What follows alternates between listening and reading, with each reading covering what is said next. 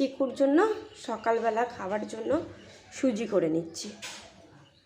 শুকনো কড়াইয়ে সুজিটা দিয়ে দিয়েছি, এবার একটু ভালো করে ভেজে নেব। ঘি দিয়ে সুজিটা করা হয়, মানে সবাই ঘি দিয়ে করে, আমিও আগে ঘি দিয়ে করতাম, কিন্তু চিকুর যেহেতু পেটের একটু সমস্যা আছে, মানে কিছুদিন আগে তো পেটে ইনফেকশন হয়েছিল, তো সেই জন্য সকালবেলা আমি আর ঘিটা দিই না।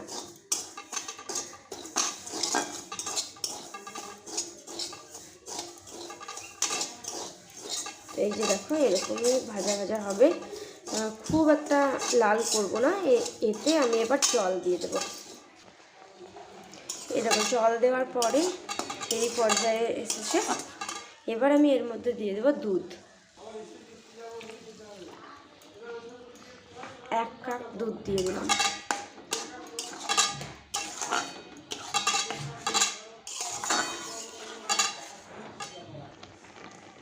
এই যে এর মধ্যে দিলাম তাল মিছরি। সব সময় কিন্তু আমি তাল মিছরি দিই না, চিনিও দিই, তবে এখন যেহেতু তাল মিছরিটা আনা ছিল সেই জন্য তাল মিছরিটাই দিলাম।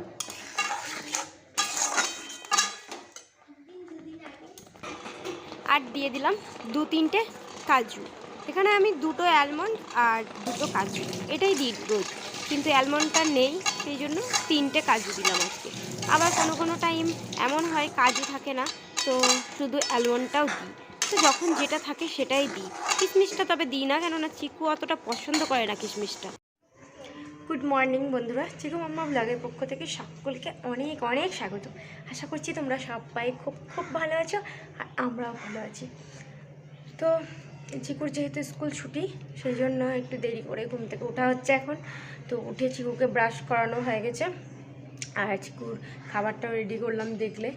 তো সুজিটাই করলাম। তো এভাবে সুজিটা এখন করে দিচ্ছি, যেহেতু বাড়িতে থাকছে তো একটু দেরি করে খাই, একটু বেশি করে খাবার খেতে পারে, তো সেই জন্য এখন একটু কাজু দুধ এসব দিয়ে করে দেওয়ার চেষ্টা করছি। আর স্কুলে গেলে সেটা হতো না, কেননা খুব সকাল সকাল করে দিতে হতো, আর কোনো রকমে 2 থেকে 4 চামচ খেয়ে ও তাড়াতাড়ি করে স্কুল চলে যেত। আর মানে উঠে উঠে খেতে ইচ্ছা করে না একদমই।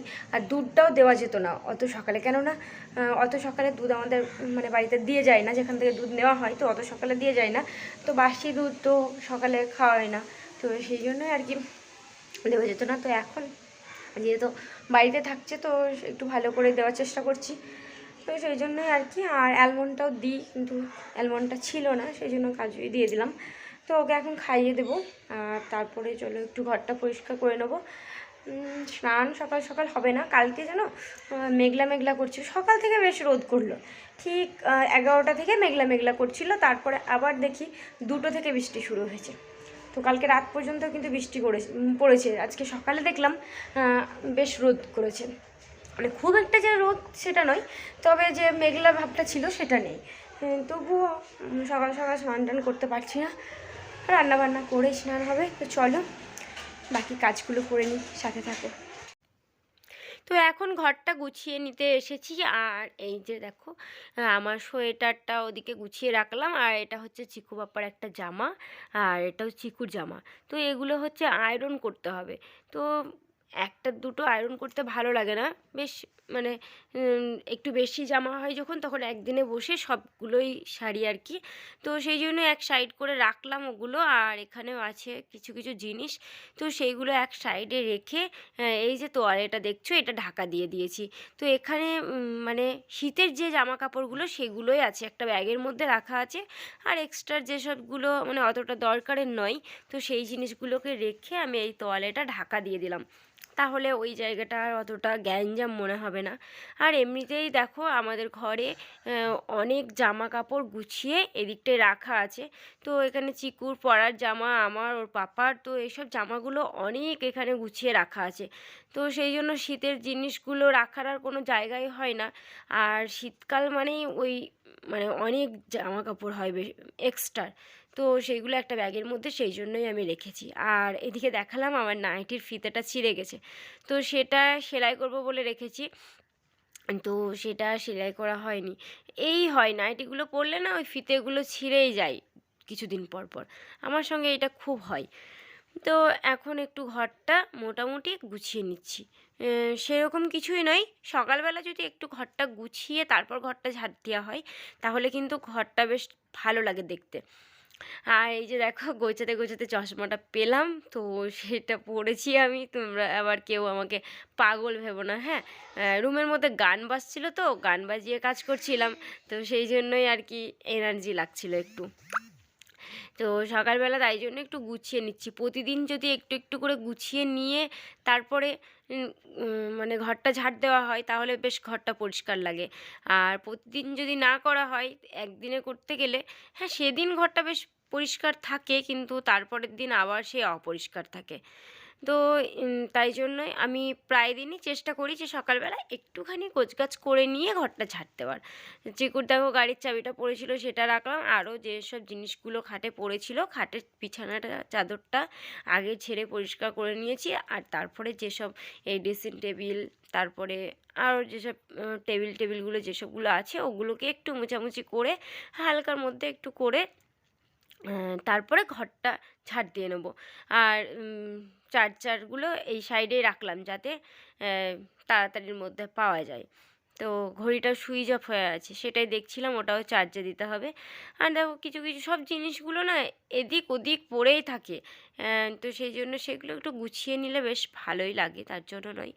আর এই যে ফ্লাক্সটা এখন শীতকাল যেহেতু, তো জল গরমটা ভরে রাখতে হয়, সেই জন্য এখন ফ্লাক্সটা শীতকালটা ইউজ করি আমি।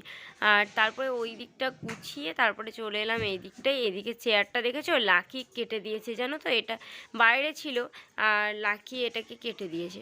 তো সেই জন্যই এর মধ্যে আমি সবসময় এই আসনটা পেতে রাখি, তাহলে বোঝা যায় না। তো এই যে দেখো ঘরটা মানে গুছিয়ে ঝাড় দিয়ে একদম পরিষ্কার করে নিয়েছি। কার্পেটটা আবার এখানে পেতে দেবো, শীতকাল তো কার্পেটটা না পেতে রাখলে হয় না। আর এদিকে দেখো চিকু পড়তে বসেছে। কি হলো? পাচ্ছি না এইটা শুধু এইটা বলে দাও তো কেমন করে হবে, তো পাচ্ছি। সাবট্রাকশন কেমন করে হয়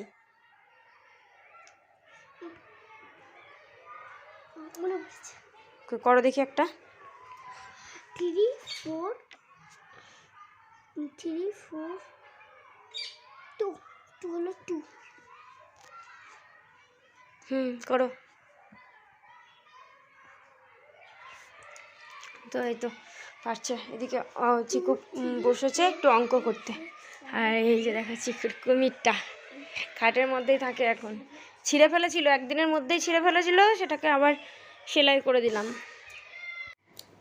আর এই দেখো ফুলকপি আর আলু ভাজা, তো এইটা রান্নার হয়ে গেছে, মানে মিষ্টি এটা করে রেখেছে ফুলকপি আলু ভাজাটা। তো আজকে অল্প অল্পই রান্না, এখন অল্প অল্প রান্নাটাই হচ্ছে। আর এই হচ্ছে বড়ি, তো এই বড়িটাও কিন্তু মিষ্টি ভেজে রেখেছে। তো আজকে বড়ি রান্না করব। তবে কি বলো তো, বড়ির টকটাই করব, ভাবো না আবার কোনো সবজি করব। আর এখানে দেখো বেগুন ভেজে নিচ্ছি। এই বেগুনটা কিন্তু ভাজার নয়, এটাও হচ্ছে টকের। তো অনেক দিন ধরে এখন টকটা হচ্ছে না, যেহেতু মা বাবা নেই বাড়িতে, সেই জন্য বাবা টক মানে বাবার প্রতিদিন টক চাই, তো সেই জন্য আমাদের প্রতিদিন টক হয়। তো সেই জন্য যখন বাবা মা বাড়িতে থাকে না, তো তখন একটু মানে টকটা আমরা না করার চেষ্টা করি বেশি। তো সেই জন্য অনেক দিন ধরেই টকটা হয় না। তবে মাঝে মাঝে আবার বড়ার টকটা করি, কেননা বাবা বড়া খেতে পছন্দ করে না, সেই জন্য বড়া টকটা বাবা থাকলে অতটা হয় না, নয় হয়, তবে বাবার জন্য আলাদাভাবে টক করতে হয়, তাহলে হয়।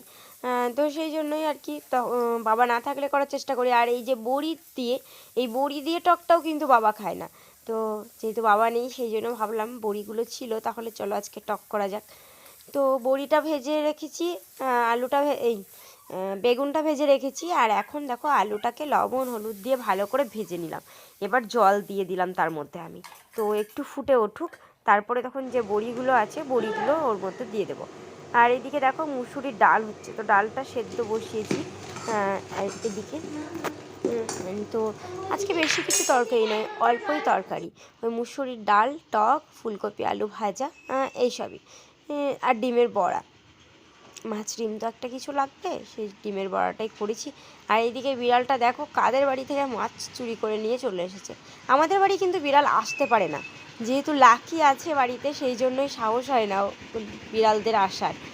তবুও একটা বিড়াল কোনো কোনো টাইম ভুল করে হয়তো চলে আসে, আর লাকি ওকে এমন তাড়ায় ও পুরো মানে কোথায় গিয়ে পৌঁছায় বলতে পারবো না, আর ও পরের বার আসার সাহস করে না।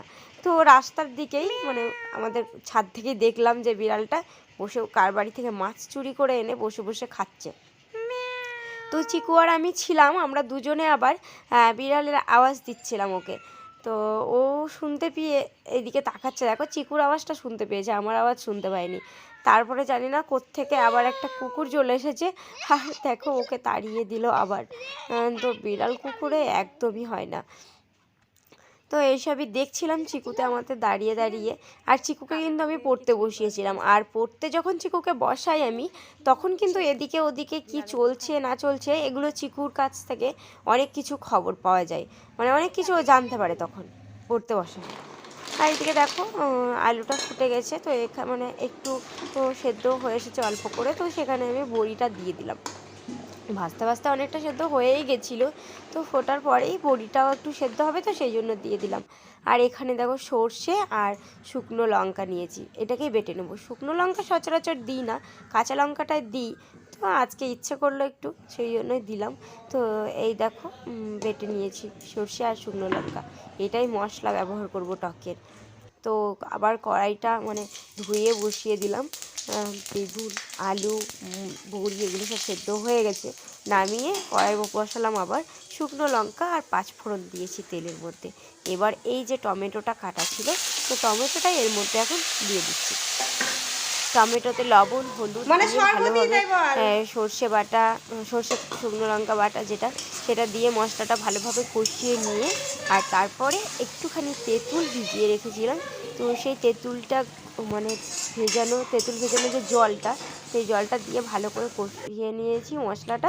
তারপরে যেগুলো সেদ্ধ করে রাখা ছিল সেগুলো এর মধ্যে দিয়ে দিয়েছি। এখনো পুরোটা কমপ্লিট হয়নি। আর আজকে টকটা না দারুণ স্মেল এসেছে। এর মধ্যে যদি একটু মূলো দেওয়া হতো আর একটু যদি পুঁটি মাছ দেওয়া হতো, তাহলে টকটা আরো জমেছে। দারুণ টেস্ট হয়েছে, দারুণ হয়েছে আজকে টকটা।